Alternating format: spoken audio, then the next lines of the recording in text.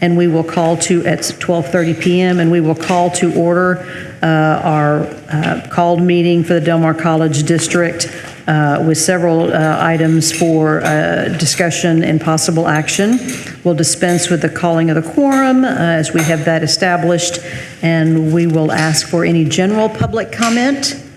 I don't see any general public comment, so we're going to move to our board notification item on that 12:30 agenda, and Mr. Rivera is going to cover some compliance certifications for us. Mr. Rivera?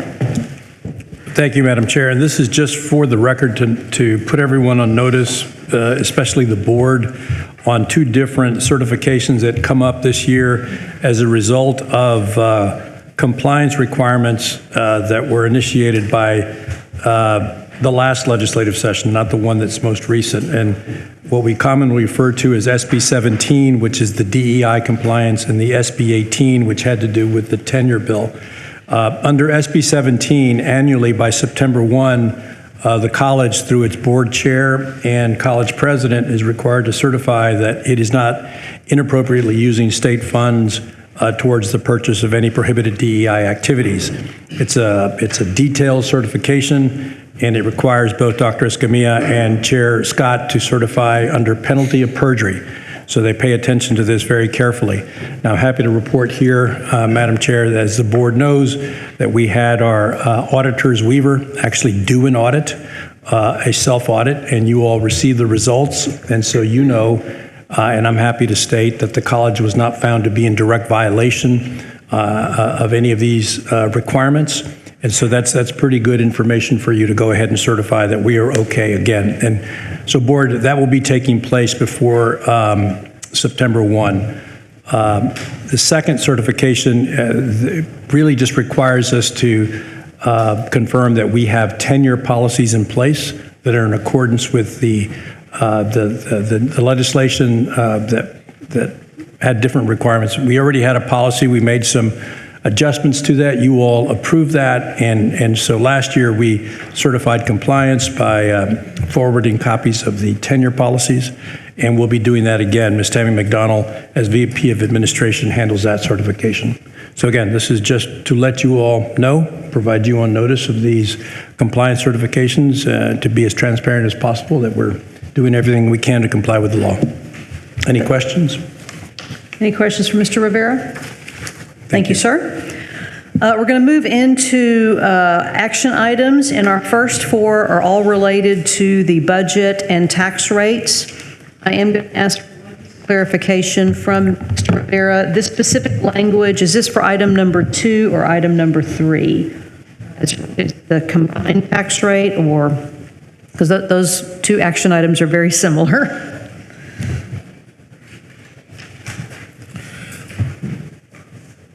I'm going to ask Mr. Garcia and Ms. Lander to double check.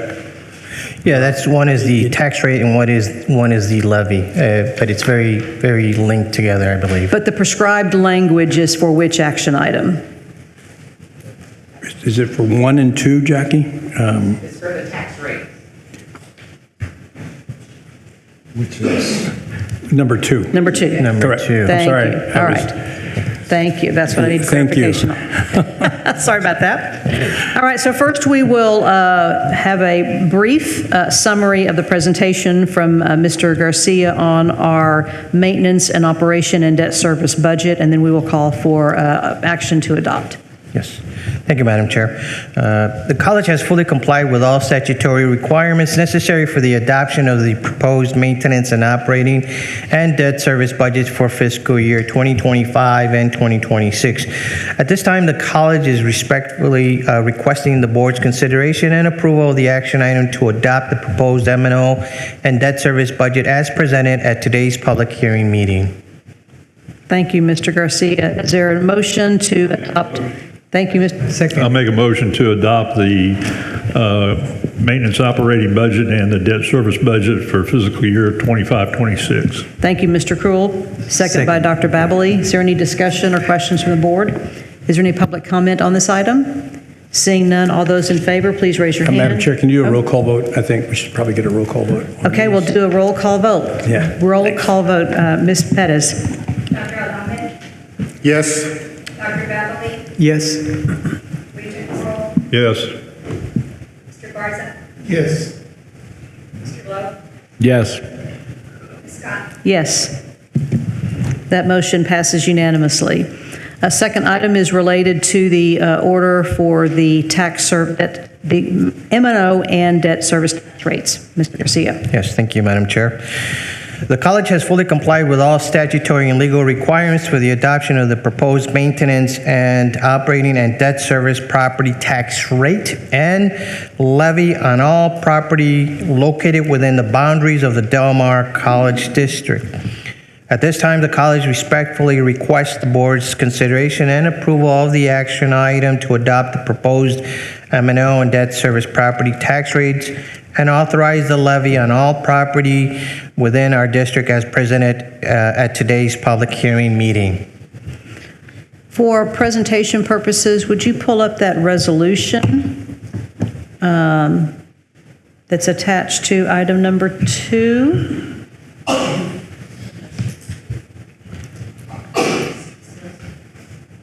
There we go. So there is opportunity for action to approve the, I'm sorry, you're going to read the motion. Dr. Adami's going to read the motion.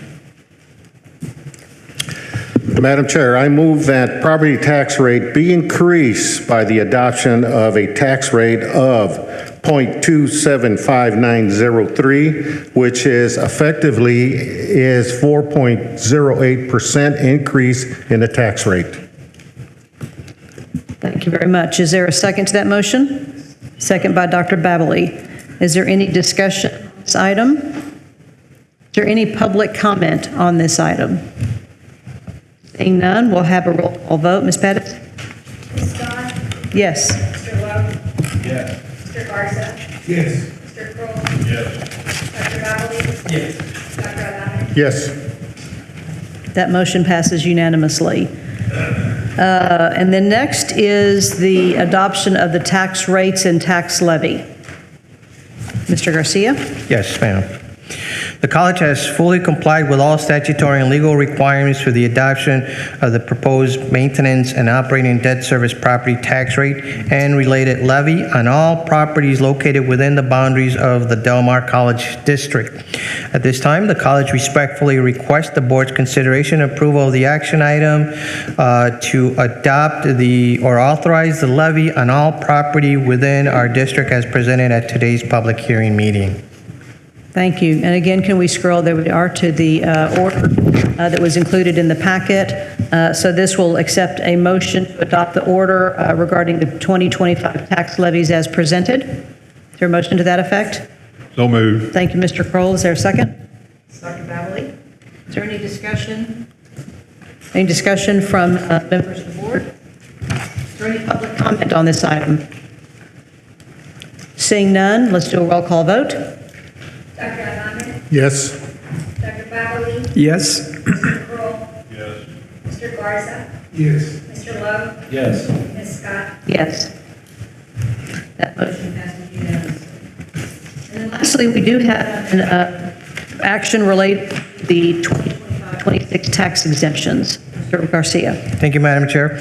The college is asking for the board's consideration an action item for the approval of the property tax exemptions listed on this slide. Here are a few points about the exemption from the lens view of the property owner. The qualified charitable organization exemption provides a tax exemption if the property is used for religious, charitable, scientific, literary, or educational purpose. Next item, the qualified disabled veterans exemption provides a tax exemption ranging from $5,000 to $12,000 for a disabled veteran homeowner.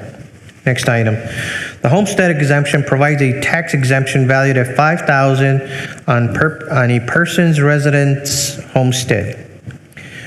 In accordance with the state property tax code, the college can elect to provide an additional tax exemption above the homestead exemption. Accordingly, the college is proposing an additional exemption to a person of 65 years of age or older, or a person who is under the age of 65 who qualifies for disability insurance benefits.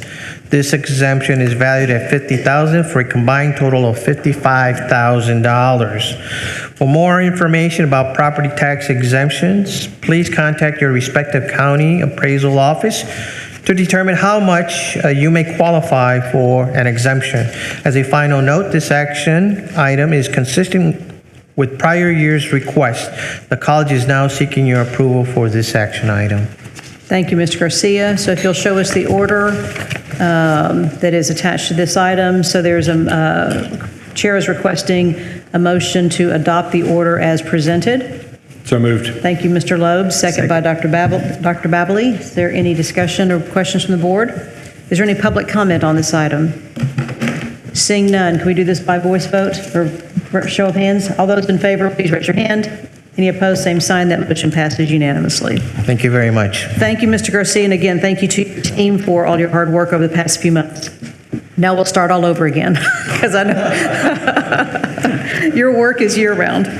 Last action item for today is going to be around faculty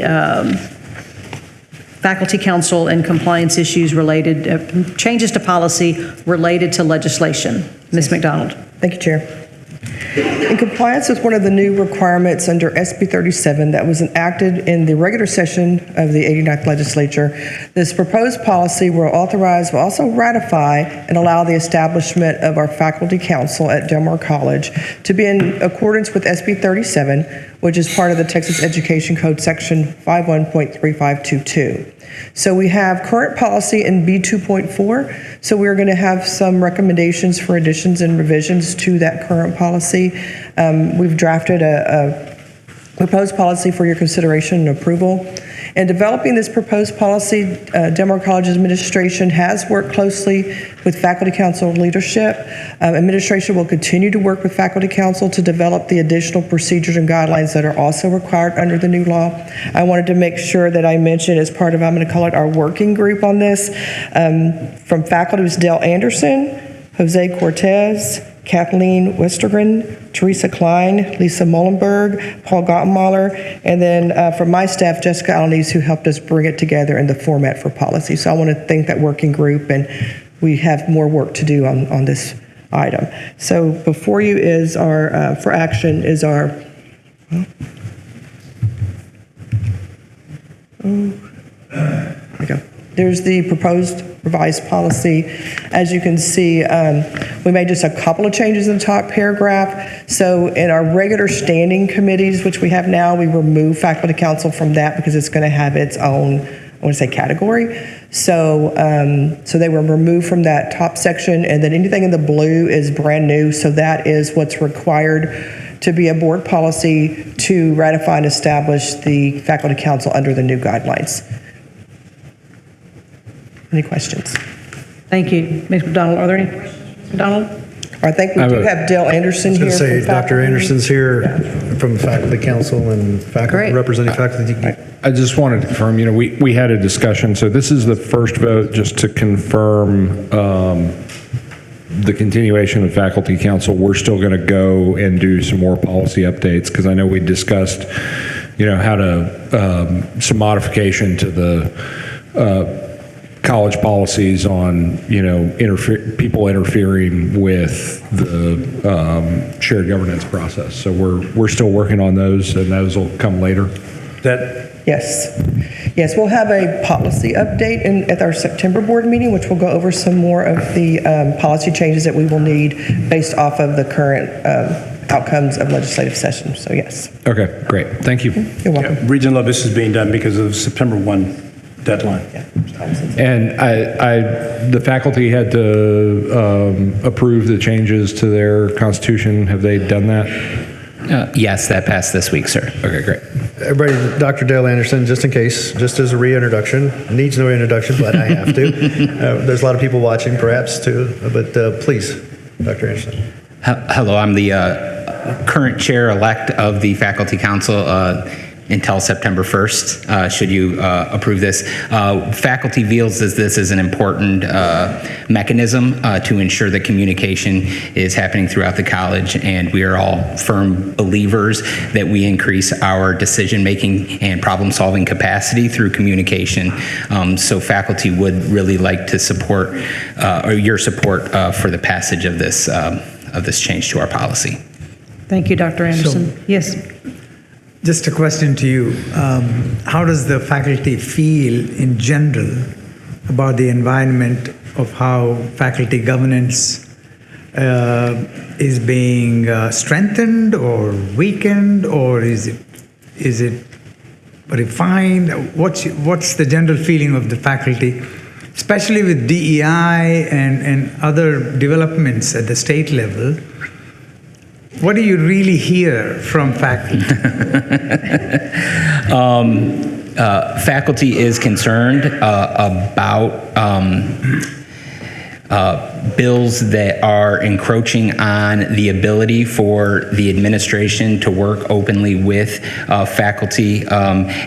With regard to Del Mar specifically, our administration has shown that they very much value faculty's voice. So from a statewide level, I would say the general, and this is just a general feeling, we are not a monolith. There are some concerns about these things. From an institutional level, I believe that the faculty generally, not a monolith, has believed that the administration has made a good faith effort to continue these things and views the value of faculty voice in informing and advising. So at the state level, obviously there are some concerns, but at the local level, the institution has responded favorably, in my own personal opinion. So in the classroom environment, what's your feeling of how faculty are feeling in terms of? So beyond the administrative pieces, right? The pedagogy of teaching, how is it being impacted, and what's your feeling?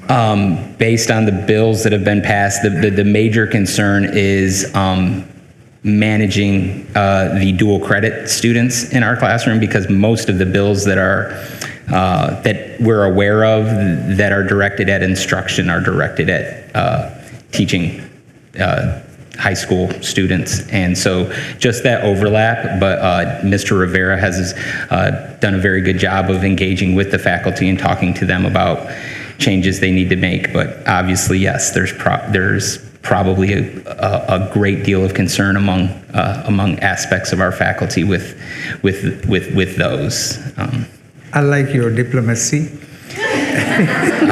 That's my specialty. He's president-elect. He's in politics now, just like us.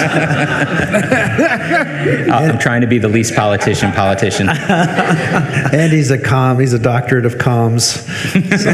Yeah, they trained me how to talk to people. Thank you, Dr. Anderson. Appreciate you being here. Thank you very much, sir. Thank you. Any other questions for Ms. McDonald? Is there a motion to approve the policy revisions? Thank you, Mr. Loeb. Second by Dr. Babbly. Any other questions or comments from the board? Any public comment on this item? Seeing none, all those in favor, please raise your hand. Any opposed, same sign. That motion passes unanimously. Thank you. All right, we do not have any closed session items for today's meeting. Reminder of upcoming calendar events. There's a calendar somewhere in this packet of paper that Delia gave me. We have a meeting in September.